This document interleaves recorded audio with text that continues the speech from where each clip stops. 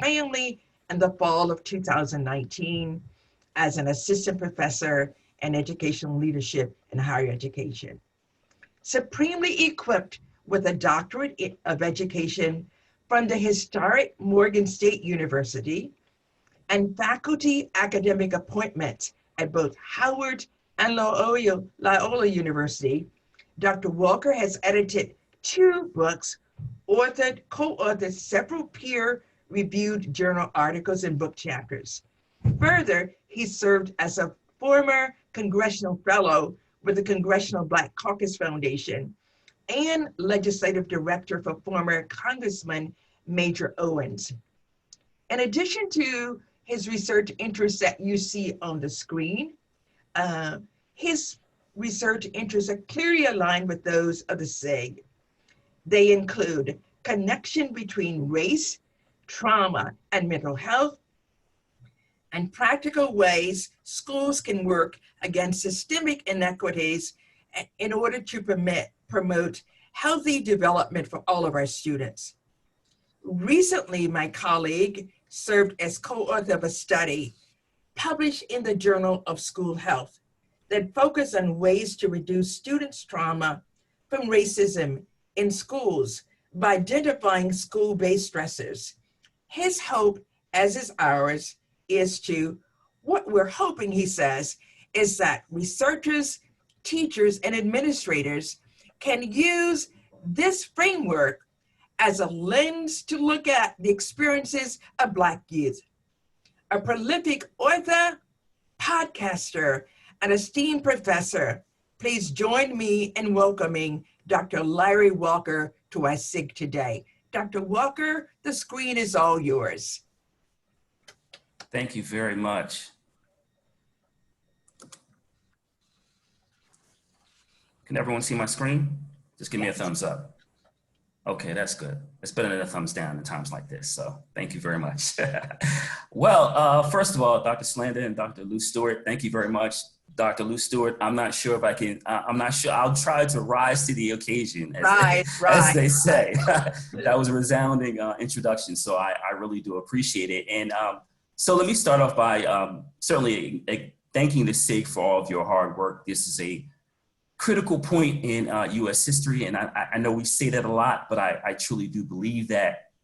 I also want to acknowledge, like I said, Dr. Slanda and Dr. Lue-Stewart for co-convening the SIG and welcoming with open arms. Certainly enjoyed having our brief conversation before we began. And also like to acknowledge Dean Carroll, because I'm going to use something she said in the presentation because I thought it was really important.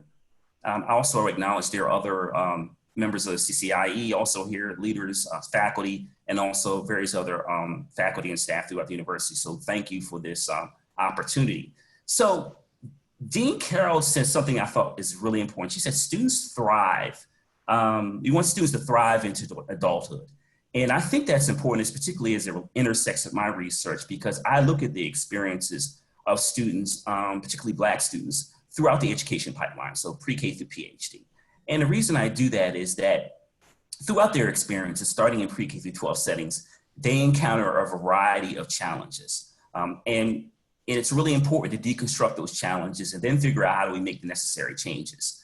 So the other thing I want to talk about too, specifically as relates to some of the challenges that we are seeing in Central Florida.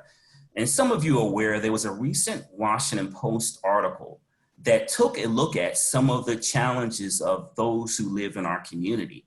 And in fact, if I get the statistics wrong, please let me know. I think the Washington Post article talked about, and it relates to poverty in metropolitan areas, somewhere around 360,000 people. And that, I think, is an important figure because it also talked about how the metropolitan Orlando area is, when you compare it to other metropolitan areas in terms of, income in terms of hourly wage, they found that Orlando was at the bottom of that list of metropolitan areas. So I think it's important to talk about some of these issues, not only relating to education, particularly the issues that impact Black students, but you have to mention the economic issue. And in a few slides, I will follow up on that. So in addition, what I also want to mention in terms of some of the challenges that we're encountering, particularly Black students, is that we have to acknowledge the issues relating to COVID-19. So many of you are aware from watching the news, and many of you many of you are researchers in terms of the disproportionality in terms of how COVID-19 is impacting communities of color, particularly members of the Black community. I bring that up because I saw a startling figure from the Center for Disease Control just came out with a study, and they looked at Black children and adolescents, those who become sick and unfortunately pass away because of COVID-19. Shockingly, it said 29% of those are Black students. Now, we know that, like I said, it's disproportionately impacting members of the Black community, but I was shocked and saddened to find out that 29% of those children and adolescents that passed away were Black youth and adolescents. It's also important to acknowledge that currently in the United States, if you look at the census data, members of the Black community make up about 13%. So the numbers in terms of those who are dying, and then we're not talking about adults here, we're talking about children and adolescents, is alarming.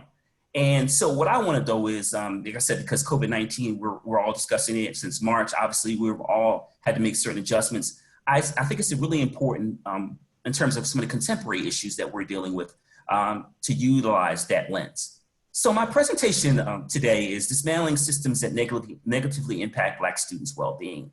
And Dr. Lue-Stewart mentioned one of my studies and that focused on race-based trauma in public school systems. And that's one of the issues that I'm going to discuss today. And I'm going to unpack that framework for you and even talk about how you can utilize the school systems.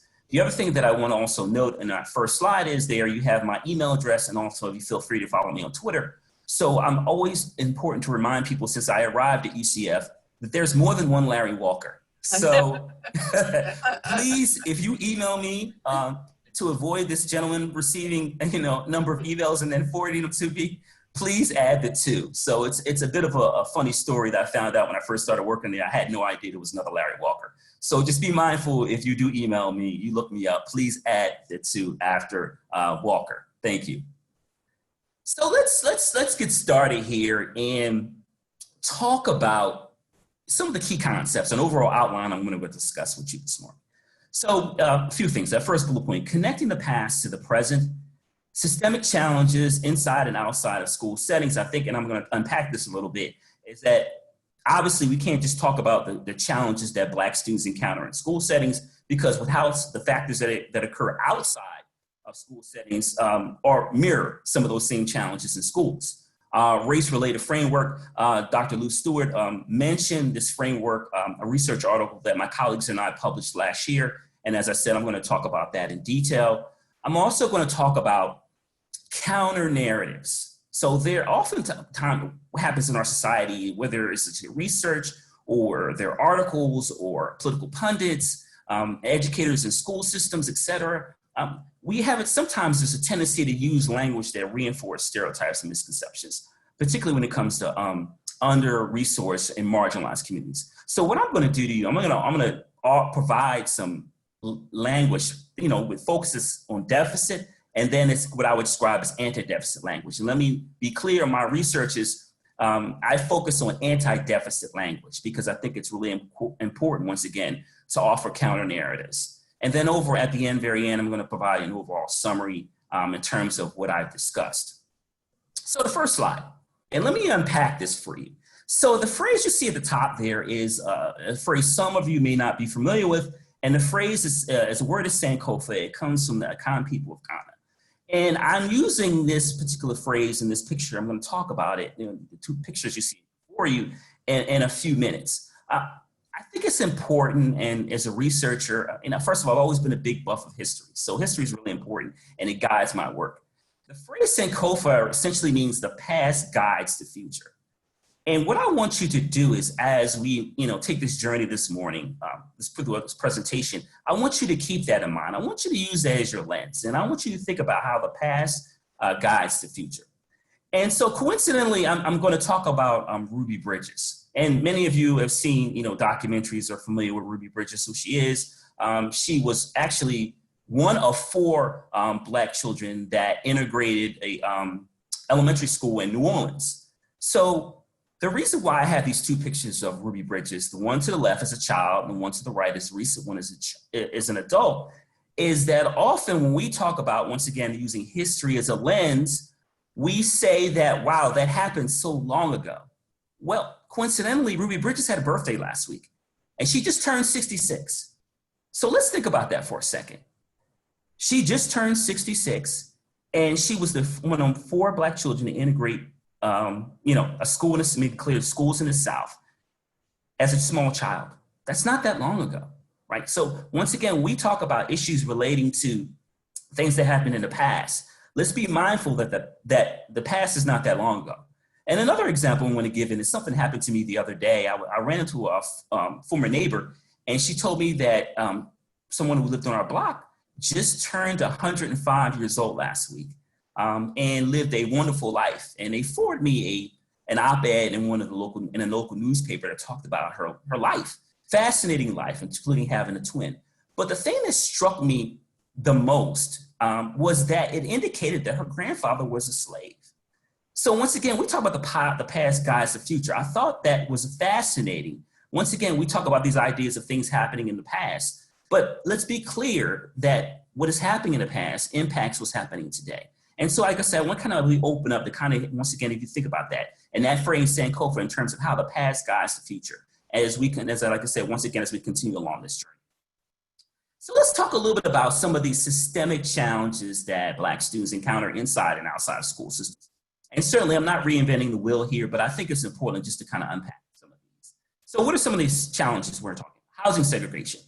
And I want to highlight that particular bullet point for a second here, because often when I have conversations with my students about how Black and Latinx students and other indigenous students and other students of color end up in segregated schools, is I have a conversation with them and say, you have to have a conversation about housing segregation, redlining, et cetera. Once again, if you know the history of redlining in terms of certain groups being able to have access to banks and take out loans and sell their homes in certain communities.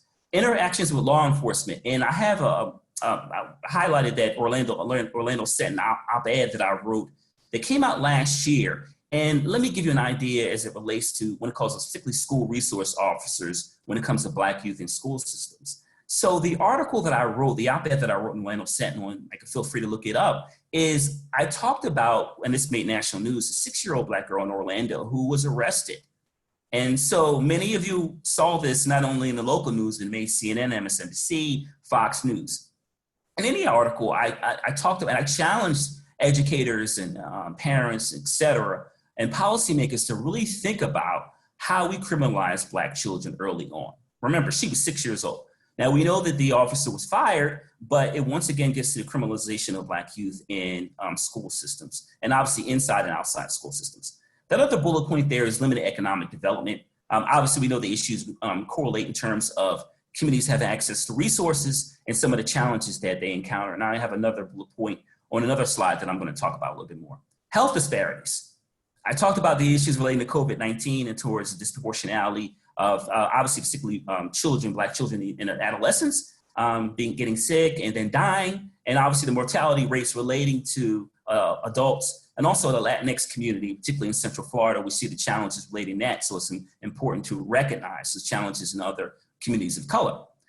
Also, the issues relating to mental health. I was fortunate enough about 5 weeks ago to write another op-ed for the Orlando Sentinel, in which I talked about doing remote learning, not whether you're talking about Florida, state of Florida, or using a hybrid model or some other school district, is to keep in mind that schools are going to encounter challenges meeting the mental health needs of students when it comes to anxiety or depression.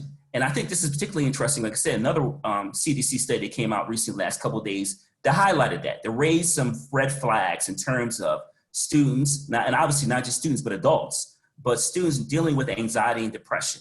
And if you're a school district, wherever you are in the United States, you're doing if you're doing hybrid or some kind of strictly remote instruction, how are you going to make sure the students have access to these things that they need?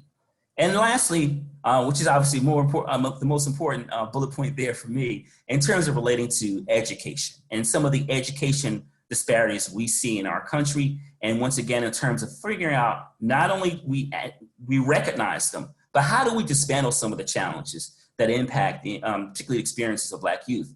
And let me add, one of the things that I always, when I'm talking to my students about issues relating to, particularly relating to race, is what I highlight for them is that you have to remember that the students that you're educating or you're leading schools, et cetera, that are coming through the pipeline will be the ones who drive the economy in the future. So that's where you made with that connection between education and the importance of driving the United States workforce. So Dr. Lue-Stewart touched on this framework. This was published last year in the Journal of School Health with a few other of my colleagues, and we were very excited about it. As many of you know in academia, sometimes it can be a bit trial and error to try to get from initial conception to getting the article published. So we were very excited about that.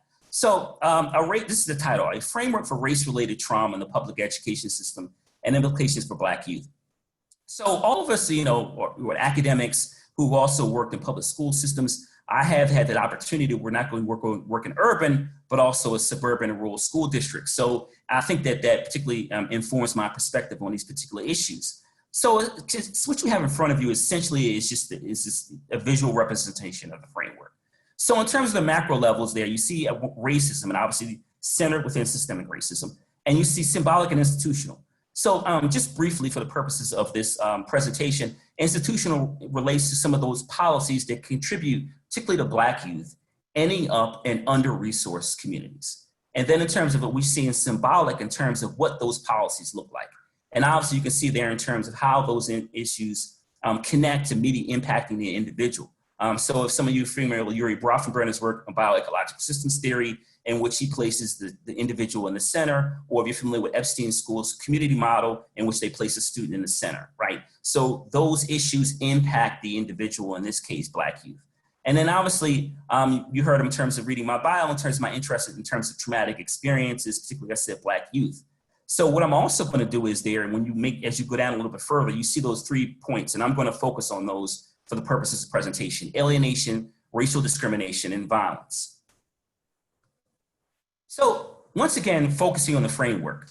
So I want to, before I talk about each one of those key issues that I just mentioned, is talking about the impact of trauma.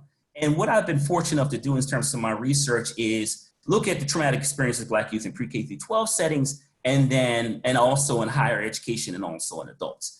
And from what I found is that those traumatic experiences, and we know about adverse childhood experiences or ACEs, happen early on. And also in terms of some of the data I've collected throughout my career, I've also found that those experiences far too often happen in school systems. So what do we know happens in terms of students being exposed to traumatic experiences, stresses in schools? It contributes to anxiety, it contributes to depression, which also can lead to various maladaptive behaviors. It also contributes students to dropping out and dealing with various other challenges. And as I said, I showed you in the framework a few minutes ago, you saw those 3 key areas there: alienation, racial discrimination, and violence. And I just want to take a few minutes to address each one of those. So alienation, this is a direct quote from the article. And like I said, I encourage you to please read it and cite it when necessary. Once again, a Journal of School Health. So it gives you a definition of alienation and talks about physical and psychological disruption, emotional, relational, physical connectedness. So, and I gave 2 examples here, school suspension and expulsion. And obviously I talked about the op-ed that I wrote for the Orlando Sentinel last year in terms of the suspension, the arrest of the 6-year-old Black girl. So we know that we've heard the phrase school to prison pipeline, and I know that a lot of school districts and throughout the country have, over the last several years, implemented various initiatives, hired staff from diverse backgrounds. And I think that that's great. And I've had a chance to work with a number of large school districts on this issue and write about it. But it's important to also acknowledge, particularly related to school suspension and expulsion, is that is still an issue. We are not out of the woods, and we need to continue to highlight that frequently Black students feel alienated, and it often comes through in the suspension and expulsion. Not only even that, in terms of, we use the phrase microaggressions that I try to avoid, but also in terms of how Black students feel like they're being treated by teachers and administrators, which I'm going to talk about in a few minutes. One of the other things I want to add to is that I'm a former, I've taught in a school system as a Black male and I've been a school leader. I think it's important to note that when we talk about alienation, and obviously we talk about students in pre-K through 12 systems, it's also important now to recognize that when students have teachers of color and they are also treated a certain way, students see that, right? So not only the teachers, administrators feel alienated, but also students are aware of how they're treated and see that. And that contributes to kind of culture that we have to change. So one of those issues, like I said, in terms of some of these experiences, that first experience that can really impact Black students is them feeling alienated.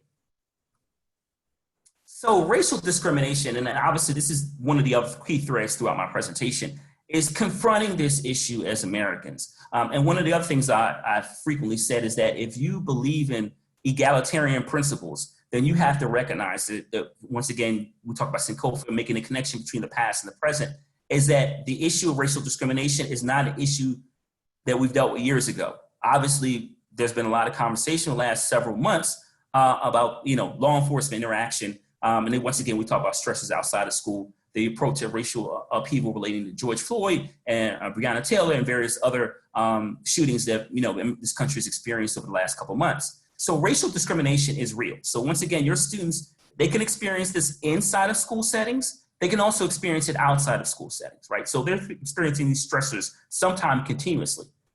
One of the other issues I want to, as relates to this issue relating to racial discrimination, is how teachers often have, not often, let me be clear here, sometimes have low expectations for students. And once again, like I said, not only as a researcher, but as a former teacher and leader in school systems, I've seen this.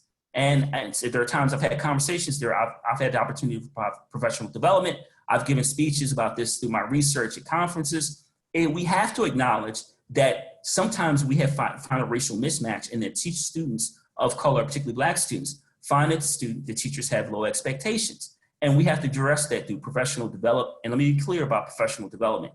I mean comprehensive, consistent professional development. So violence, this is another troubling issue that Black youth have to deal with in school systems. And once again, I've witnessed this, and I'll share a story with you in a second. So how do we see that? Or sometimes in beer, through bullying. Now, sometimes that could be intragroup bullying, right? Or teachers and administrators in terms of how they're treating a student. So maybe that student doesn't get expelled or suspended, but maybe they're bullied through some of the teachers. Sometimes that some of their peers, sometimes that can become physical, and sometimes it comes from teachers and administrators. And let me show you with a story for me that I've written about in some of our journal articles that really impacted me as an educator, and particularly as a Black male teacher, is that I witnessed a school administrator call, in one of my experiences, call the police on a student who was a Black male who was in elementary school. I like to share that story is because it goes back to the previous slide in terms of, not only in terms of we look at issues of racial discrimination, violence, in terms of how we treat Black youth, but it's also clear that if you're a person of color, a teacher of color, administrator of color, staff of color, that these issues also impact me. So witnessing that student being arrested, have the police call on that student, and watching that student talk to a police officer in a classroom led me to leave the school system, because it was a traumatic experience, not only for the student, but it was also traumatic for me. So what I do, as it's been in a few years, is that I write about that experience. Like I said, I've talked about that in journal articles. So once again, we talk about those experiences, traumatic experiences for Black youth. We also have to be aware, once again, in terms of how that impacts staff, et cetera, in that same school system. And once again, that gets to an issue related to culture. So we talk about some of the challenges that Black students encounter in pre-K through 12 systems. But what I want to offer you is I want to also challenge you in terms of some of the things that you can utilize, research, et cetera, and also language. In the next slide, you can utilize to make sure we offer some kind of counter narrative, or that we begin to change our language. So starting off with counter narrative. So my colleague and I, who's also a professor at the University of Maryland, Baltimore County, we wrote this book chapter, and I think in 2018 or 19, Disrupting the Myth of Black Male Inferiority. So once again, our lenses, we're both former Black male teachers and school leaders, and we witnessed a variety of troubling occurrences during our time in the school system. So when he and I found out about this co-edited book on the experiences of students of color, and this is the title we chose. So essentially what we did is, once again, this is a counter narrative. So what we try to do is talk about and we've tried to focus on the assets that Black male students have. So some of you may or may not be familiar with Gil Whiting's scholar identity model. If you're not, I would certainly suggest to take a look at it. He's a professor at Vanderbilt University. And in 2009, he originally talked about this concept of scholar identity model. And what it is once again, if you look at that quote there, talks about Black males perceive themselves as studious, as intelligent, or talented in schools, right? So it's a counter narrative, but it focuses on the really true, authentic feelings of not only Black, but also Latinx male students in terms of how they view themselves as academics. And once again, whether it comes to political pundits or what you see in TV and movies, you don't see this reflected. So Whiting's scholar identity model we use as a lens to talk about some of the successes in terms of Black male students, and also in terms of encouraging teachers, school administrators, but also faculty to focus on countering some of those negative stereotypes that we see sometimes, not only in academia, but also in pre-K through 12 settings, but also one of those ideals, concepts of Black students we see in school on television. And then at the bottom there, that last bullet point, you see a few of the strengths that Dr. Whiting talked about. And I want to highlight the last bullet point, the last point there for clarity in terms of, one of the things he focuses on masculinity. And I want to make sure that's clear. So what Whiting found is that Black male students don't feel like because their academics are studious that they have to reflect certain characteristics that are harmful. So we're talking about hypermasculinity. These students don't feel like that they have to perform, that they believe that they're scholars and they're uncomfortable essentially in their own skin. So I wanted to clarify that. So let's talk a little bit about deficit versus anti-deficits language. And what I'm doing here is not only in terms of wearing my hat as a researcher, but also as a former teacher and school leader who has heard some of these phrases at various times, and certainly sometimes during professional development. And I think that we need to have a really good conversation about what kind of language do you think is appropriate? So the first one is that once again is one I hear a lot, and I've heard throughout my career. And as a student comes from a single parent household. And once again, the way I'm framing this is that because a student may come from a single parent household, they're basically incapable of reading certain heights. And I totally disagree with that. So what I'm saying is that if this is a particular topic that you think is something you want to talk about, then you need to change your language, right? So how do you do that, right? So if you're providing professional development, if you're training the next generation of teachers or school leaders, or even if you were working, obviously many of us work in post-secondary institutions, or we're some kind of community-based organization. So we need to shift the focus from groups and focus on systems. Now, the first bullet point there, you have to forgive me as, you heard I'm a former congressional staffer, so federal policies are always very important to me.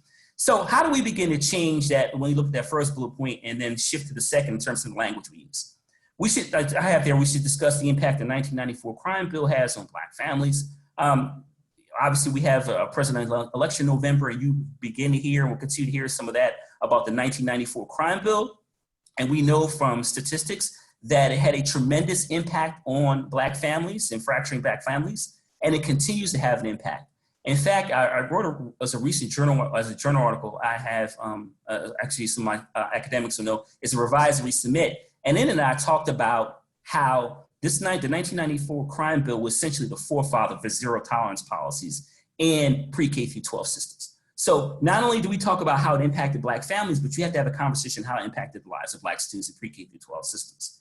So another way in which we counter some anti-deficit language as it relates to Black families, this idea of single-parent households, is the CDC study from 2013 is the role of Black fathers. Now, once again, I've heard this phrase relating to single-parent households often, but I rarely hear people talk about this CDC study from 2013. I would encourage you to go read it, because what it found is that many of the misconceptions and stereotypes about absent Black fathers and the lives of their children is not accurate. What happened in that study is I think they found about 70% of Black fathers are actively involved in their lives and children early on. Which may surprise you is that that number was higher than other racial and ethnic groups. So once again, if you're going to, we talk about this idea of deficit versus anti-deficit language, we need to begin to embrace phrases, terminology that is really consistent with the research, and we also challenge our colleagues on some of the language that they use. They may be harmful to communities of color. The next quote you see there, students of the school always seem distracted or disinterested. And once again, this is a phrase I've heard more times than I can count, and if I have $1, I would probably be rich by this time. But I, once again, caution you in using that kind of language. And one of the things that I push back on, as you see in there bolded, is why don't we offer gifted and talented programs? This is an important issue, and if anyone's familiar with the work of Dr. Dena at Ohio State University, if not, I would certainly recommend you check her work out. She looks at this issue relating gifted and talented programs as relates in the lack of them in Black and Latinx communities. She also talks about this disproportionate number of Black and Latinx students who are suspended or expelled, and also in special education programs. So if you look at the numbers in terms of gifted and talented programs, honors, IB, we could have a conversation on all those different opportunities. They are very rarely in under-resourced communities. Why? Right? So if we're going to have a conversation of why students may not be engaged, it may be the teacher, it may be the curriculum, it may be the school culture, it may be the fact that they don't feel challenged. So we need to have a conversation about why we have so many few gifted and talented programs. And once again, it's offered as this anti-deficit language when we discuss issues. The other one is, particularly I hear, obviously this is an issue we talk about, we experience, is some of our students don't have Wi-Fi. And this is true. But what I've talked and written about is why are we having a conversation about limited economic investment and opportunity in Black communities? These events don't happen in isolation. And once again, I want to take you back to that original slide on which I talked about Sankofa in terms of how the past informs the present. It's important to make those connections in terms of why students don't have Wi-Fi. It's just not that those communities and families don't want to have access. It's usually an economic issue where sometimes in rural communities, they could be isolated. So let's make sure in terms of the kind of language we're using, we're really taking time to critically unpack where some of the challenges are. So overall, this is the end of my presentation. These are the references, and I'm more than willing, I didn't add the 2 op-eds here, but I'm more than willing to share these references in my PowerPoint with my esteemed colleagues. So let me just say in summary here, let's go back once again. Sankofa, the past impacts the future. So when you talk about some of the disparities you see in today's society, particularly in pre-K through 12 settings, and how they impact Black youth, you have to make sure you understand how this issue, contemporary issue, is rooted in history, okay? I also had an opportunity for you today to unpack my race-related framework. Once again, it was co-authored with some of my colleagues, and it's a 2019 article published in the Journal of School Health. Also talked about counter narratives, right? So let's challenge some of this thinking, and let's change the language in which we use, and in terms of using, we're coming in contact with Black youth, adolescent, and then adults. And once again, this also applies to Latinx students, Indigenous students, and Asian American students. So we have to begin to offer counter narratives and once again, change our language. So not deficit, don't focus on what students can't do. Let's talk about the strengths in those communities, but let's also highlight some of the structural challenges that they've encountered for decades. And lastly, again, I joked earlier about my email. So if you do email, as a friendly reminder, please put the number 2 after Walker so that the Larry Walker who works in IT doesn't receive emails and once again has to forward them to me. So, and then once again, you can we can engage via Twitter. I would welcome the opportunity. I want to thank Dr. Slanda, Dr. Lue-Stewart once again for the opportunity to share my research. As you can see, I'm very passionate about this issue. So I look forward to the Q&A and also after that, perhaps collaborating with some of you in the future. Thank you very much. Phenomenal, outstanding round of applause and a round of applause. Thank you so much. Colleagues, families, unmute your mics and let's talk.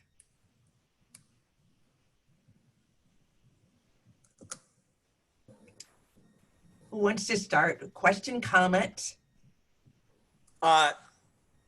Dr. Lue, may I offer a comment, please? Good morning, Dr. Mueller. Good morning. It's a joy to be back with this college, my colleagues. First of all, Dr. Walker, thank you so very much for this presentation. Prior to coming to UCF over 40 years ago, I worked as both a classroom teacher coach and then later as a school psychologist. And one of the things that I always struggled with was the perception of limitations. You would hear a teacher or somebody talk about a student that was limited, yet you go out into the community and you realize that that student, again, of an underrepresented group, was a remarkable leader within the church, within the community. And we used that in 1985 when I was asked to serve on the governor's task force for gifted and talented education. We actually went into the Seminole County School District and pulled statewide testing scores of children in random classrooms and found out that although many underrepresented groups weren't referred for gifted, their percentile scores were in the high 80s and the 90s, and we actually use that. So again, that perception of limitations, although it was back in the 70s and the 80s, I still find that to be true today, and it is so disturbing. And so thank you for just letting me offer that comment, and what a remarkable presentation this morning. Thank you.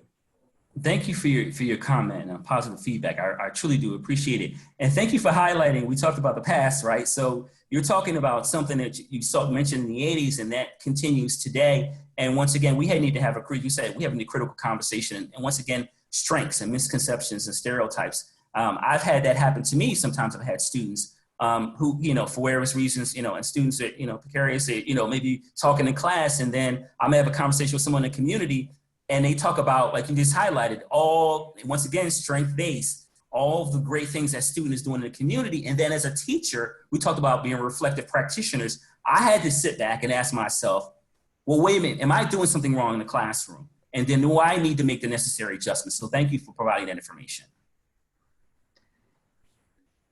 Good morning. Morning. Phaedra Brown, school psychologist with Orange County Public Schools. I have to also continue the conversation that was just given by the previous speaker.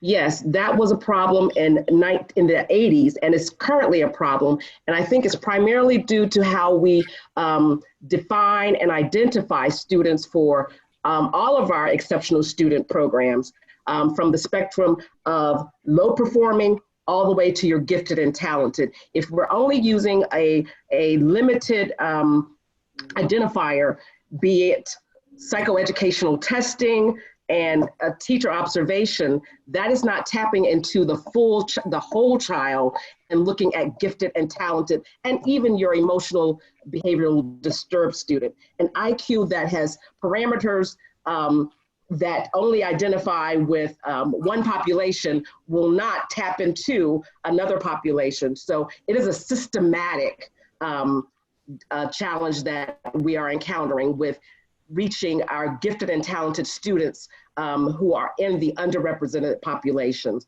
So if we need to change anything, we need to change policy and how we identify such students for our various programs that are funded, and the mighty dollar drives everything.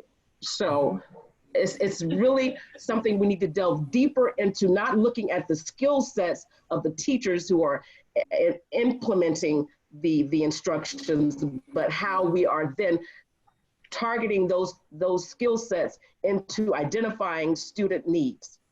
I'm sorry. That's the best way I can phrase it. No, thank you. And so forgive me, my wife is a school psychologist. So, her and I have had these conversations for a number of years, and I've also had conversations with colleagues in the school system.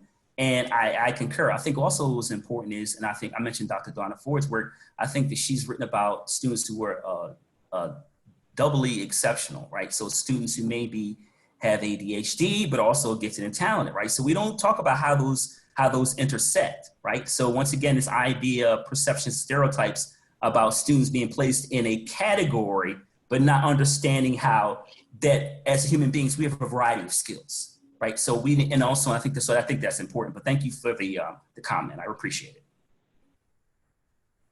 Thank you. Other thoughts, please?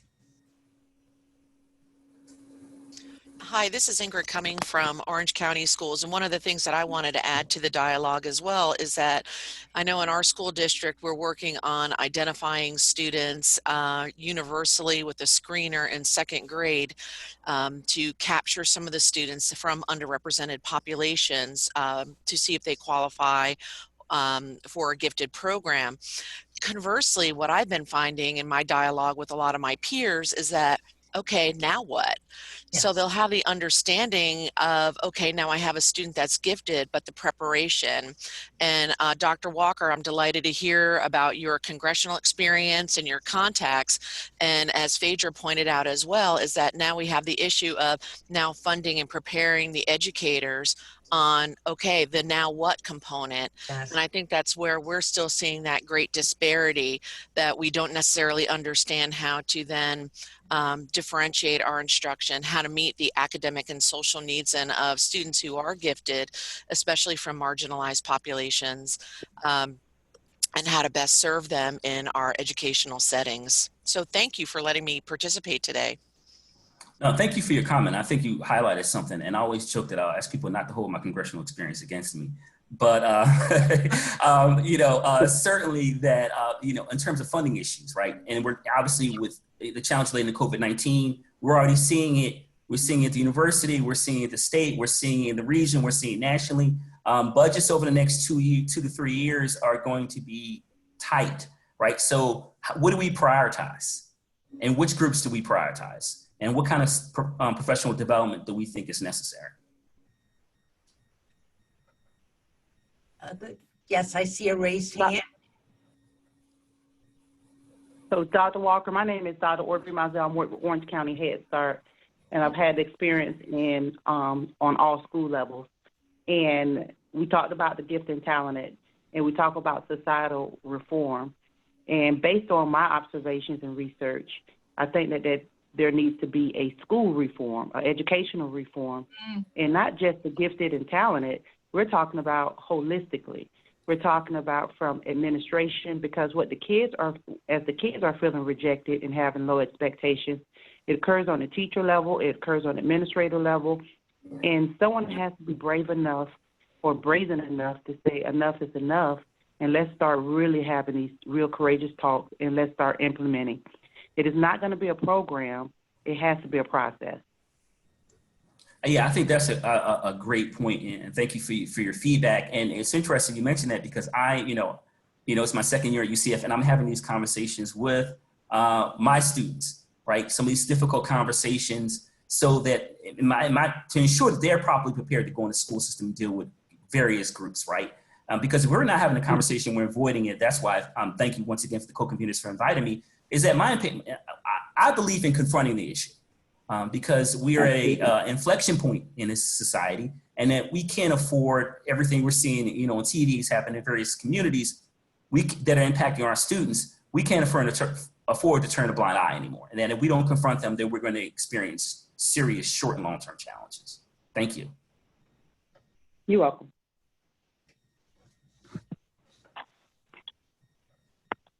Other thoughts? Please unmute yourselves and speak and talk. We have Good morning. Good morning. My name is Tamika Williams, and I'm a student in the PhD program in social science education track. And I have a question, because I'm coming to this as not just a student who's interested in these issues, but as a mother. I was just at a virtual open house with my son, and his teacher runs a program for encouraging leadership in African American boys. And so I was having a conversation with the teacher, and the teacher was telling me that one of his jobs is to advocate for the boys for entering into advanced placement courses and honors courses. And he's saying that some of the pushback that he gets is that they don't want to lower the standards. And so I was telling him, the standards are wrong themselves. And so you don't come at it with the mindset of, I'm lowering the standards, but I'm adding new standards. And so my question is, can you give some tips that maybe I could give to him for how he can approach this, for how he can advocate for the boys? And like you were saying, anti-deficit thinking of this from what these boys can bring to these courses. Thank you for your question. And so, as you know, I don't only wear a research hat as a researcher, but I'm also a father, and I have to a black male teenager, right? So I understand some of the these issues. The issue you described is something that I've had experience through this entire educational experience. So let me say this: that I think there are a few things I'd like to remind people. First of all, public schools currently serve minority populations, right? So I think that's first and foremost as a reminder. I think second of all, and I think it's important to acknowledge that when you look at the nation, the demographics, that we will become a minority nation by 2042 or so. So I think one of part of the things you can do is make the economic argument, right? So, hey, first of all, you're not lowering expectations, right? So then we go to the misconceptions and stereotypes about certain groups that if you diversify this pool of students, the other students won't be challenged. That goes back to, and one thing I want to say to you as a researcher, there's a lot of work. I mentioned Dr. Donna Ford's work, and there's a lot of work out there that can counter that. The idea that shows that Black and Latinx and indigenous populations excel when they're given the opportunity. There's plenty of research on that. So first of all, your first point is obviously you serving the students that reflect in the public school system, and then also providing the data, the research to show that what happens when these students are giving those opportunities. And then thirdly, I make the economic argument, right? I touched on that before. So if you truly believe in making sure this country it thrives over the next several decades, then you have to understand that these students need the skills to compete in society, right? So listen, let me give you an example.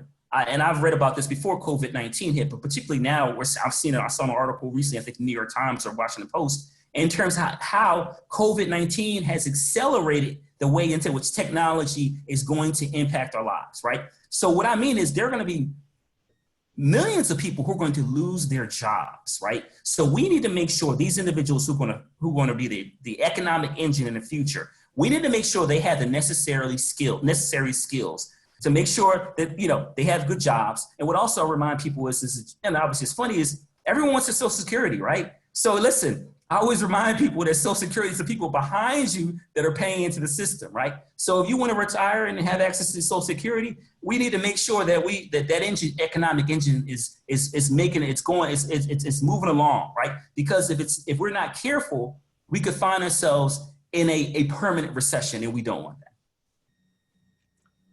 Thank you. I saw another hand.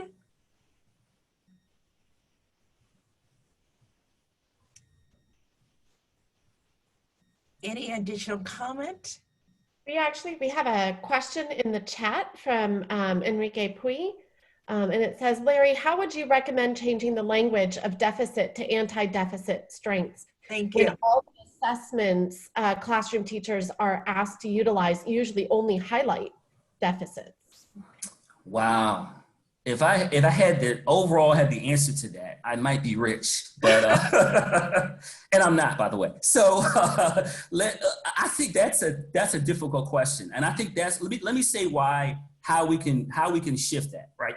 So I think what's happening now, you have stakeholders from various entities here. I think that someone posing that question is, and maybe that's part of the next conversation in a week or two. And that maybe I think that this group needs to have that conversation, right? Okay. So you've got people from various, like I said, entities. This group needs to have a critical conversation about how to fix that. And listen, like I said, the issue relating to like these deficit narratives, particularly relating to assessment, I've experienced that. I've heard my wife talk about that as she's a school psychologist. So obviously we need to talk about professional development. And I joke a lot. I made a joke earlier about comprehensive professional development. So if anyone's ever worked in a school system, it's always like one PD in the fall and the spring, and that's it. Particularly considering what's going to happen, that is not going to be enough, right? So we got to talk about, but not only professional development for the people who are already in pre-K through 12 systems, but before they get there. So I'm talking about pre-service teachers and educational leaders, et cetera. We need to make sure that we're having conversations about assessments, but also in terms of, you know, when it's in associations like the School Psychology Association, right? Social workers, right? You should be having these conversations at conferences and then bringing it back and unpacking them in groups like this, right? So like I said, this group has the opportunity to have that conversation and then to do something about it. And you could have a tremendous impact on Central Florida and perhaps provide a template for the nation. Thank you. Colleagues, our goal is to ensure that we keep our meetings for about an hour and 15 minutes, and we so very much respect your time. Any other additional questions or comments? And Dr. Roberts summed it up for all of us, and thank you for a powerful presentation. And always the best conversations are really coming from this group. Any additional comments? We just want to share about our next meeting. It's always the third Wednesday. We're going to focus on race and research matters, education and health outcomes. It's October 12th